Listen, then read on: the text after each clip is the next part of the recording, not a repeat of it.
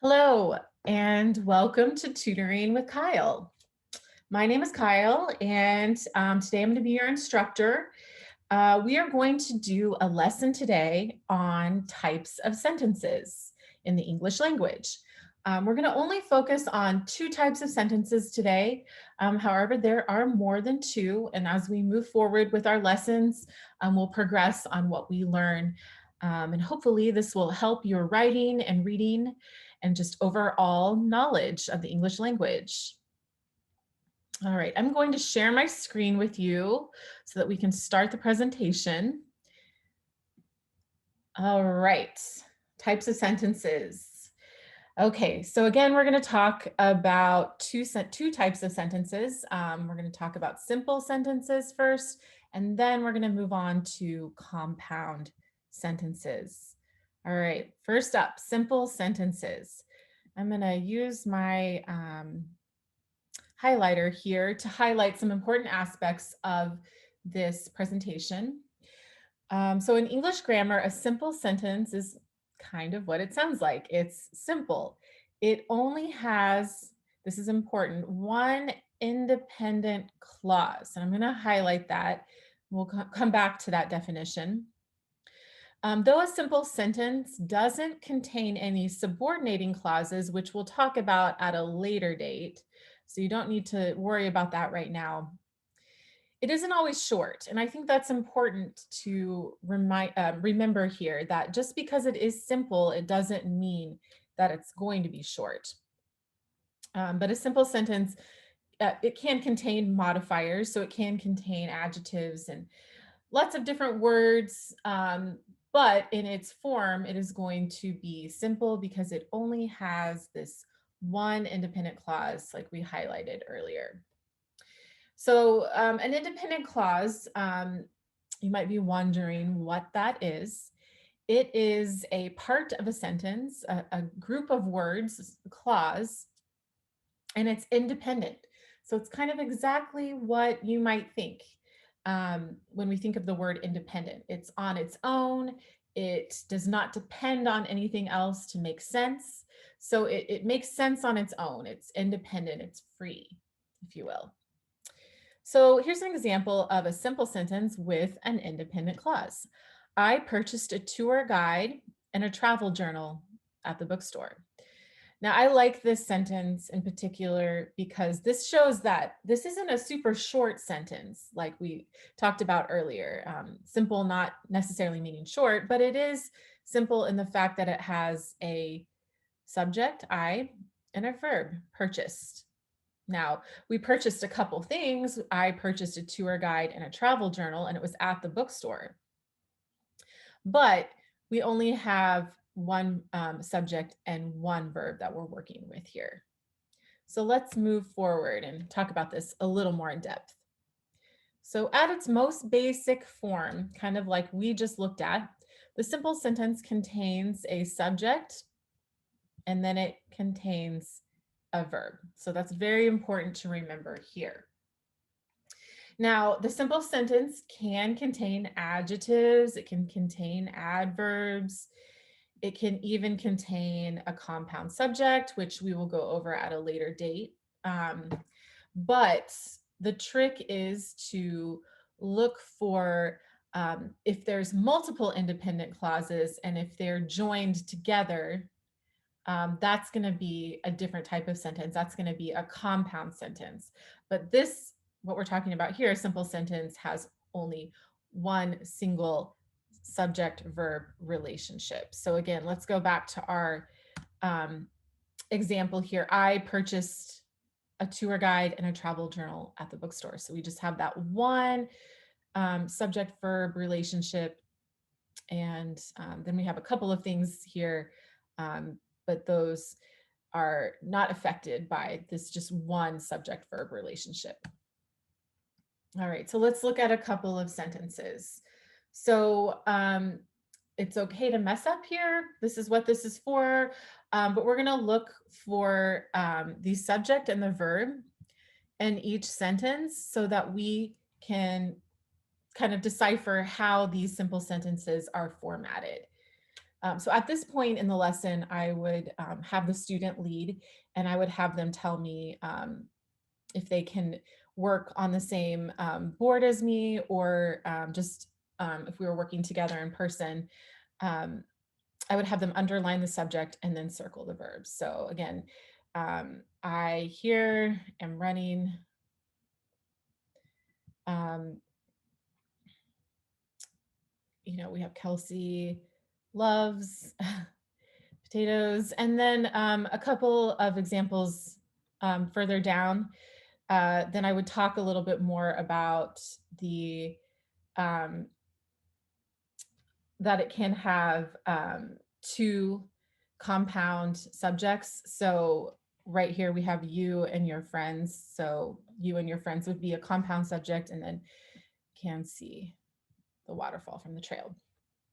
And prior to this, I would have done a lesson um, on prepositional phrases. Sorry, I just that word slipped my mind for a second. I would do a lesson on prepositional phrases so that they would understand phrases like from the trail, or let's see what else we have. Yeah, that might be the only one here, but like from the trail, then they would know is a prepositional clause at this point.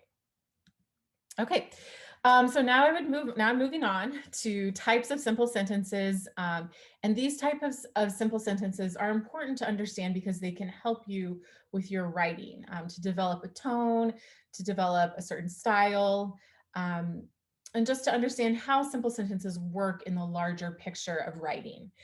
So we have two types of styles that we're going to talk about today, a segregating style and then a kernel sentence. So a segregating style is known is known where writers use a number of short, balanced, simple sentences in a row to create emphasis. Sometimes complex or compound sentences can be added into that portion for variety, but this type of style works best in narrative writing or descriptive writing when clarity and brevity are required or involved. I'll show you an example of that in a little bit. And then we also have a kernel sentence, which is also a simple sentence. Um, and these are declarative sentences that contain only one verb, and they lack any sort of adjectives or descriptives or modifiers, and they are always in the affirmative. So there's never a negative sentence within these small, simple kernel sentences. All right, so let's look at a few examples. So we have, and I just noticed I missed my punctuation there. So I'm gonna make sure that we have that because that's very important. So let's look again at the segregating style. So here I would read this paragraph aloud and then have the student just underline each simple sentence in this paragraph. So the house stood alone on a hill, you couldn't miss it. Broken glass hung from every window and weather-beaten clapboard hung loose. Weeds filled the yard, it was a sorry sight. So here we would highlight all of the sentence except for the middle one, because we know that is a compound sentence, which we'll talk about a little bit later. All right, so kernel sentences, some examples are here. So I would have the student at this point select which of the pair is a kernel sentence in both of these examples. So I opened the door or I did not open the door. So we know that I opened the door is going to be the kernel sentence because it's always in the affirmative. And then this, the cow is black, because a black cow contains that adjective that would modify a cow. So we know that the cow is black is the kernel sentence. All right, so moving forward, we've kind of gotten an idea now about what a simple sentence is. And now we're going to look at what a compound sentence is, because those do contain simple sentences. So compound sentences is going to be, and this is important to remember, two or more simple sentences. So just like it sounds, compound, we're compounding 2 or more simple sentences. These sentences are always going to be joined by what we call a conjunction, a coordinating conjunction, which I'll talk about in a little bit, or an appropriate mark of punctuation. Both sides of a compound sentence are independent, they are complete on their own, but they might be more meaningful when they're connected. They might add to the narrative, kind of like we saw with our segregating style here. We did a few brief, simple sentences, and then we added a compound sentence to kind of break up that repetition. So there are 3 primary methods of building a compound sentence. The first is the use of coordinating conjunctions, or what we call fanboys, which we'll go over in a little bit. And then 2 types of punctuation, which are the use of semicolons or the use of colons.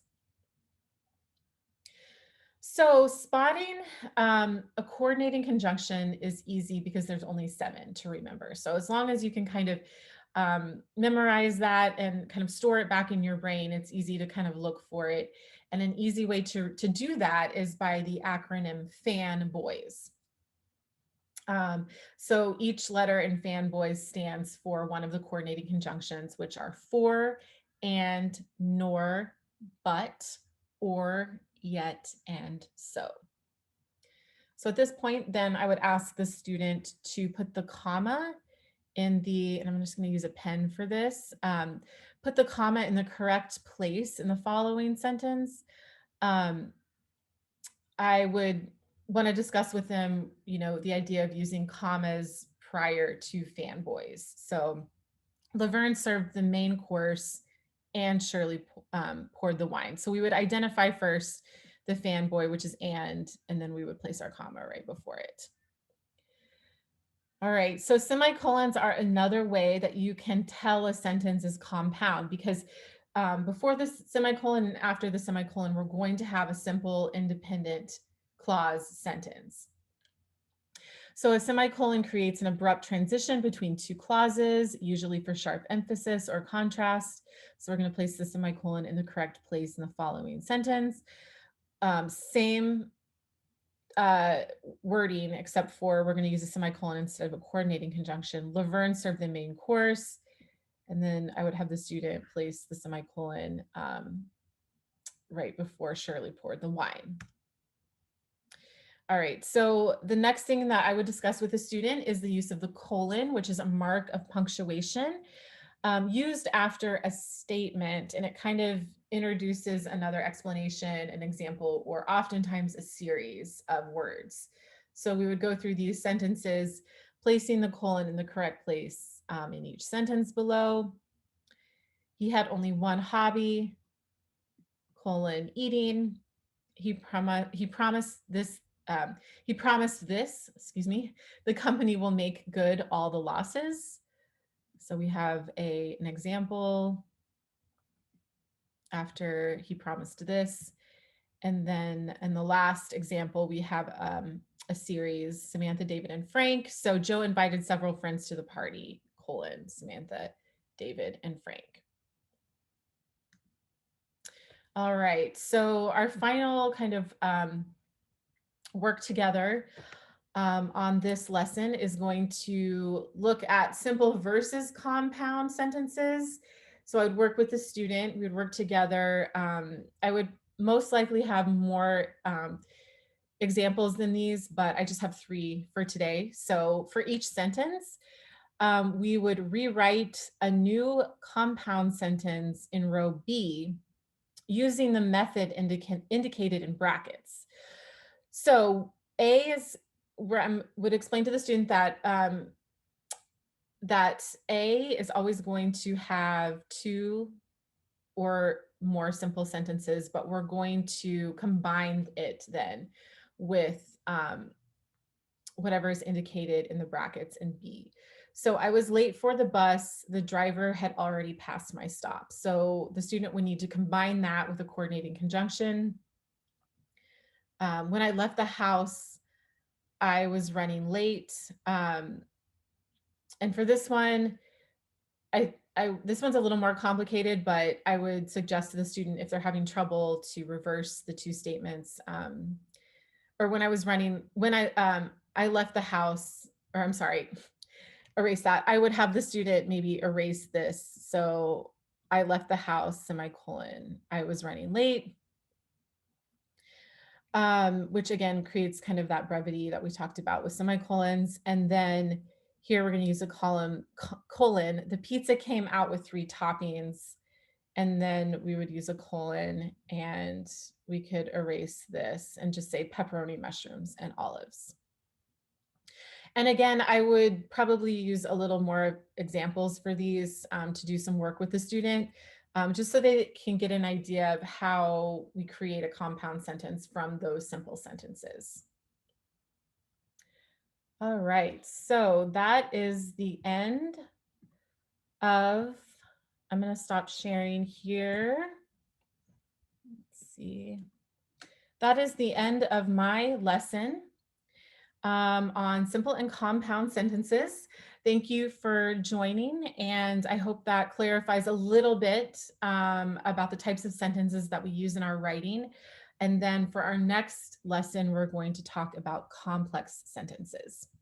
Thank you so much, and I'll see you soon.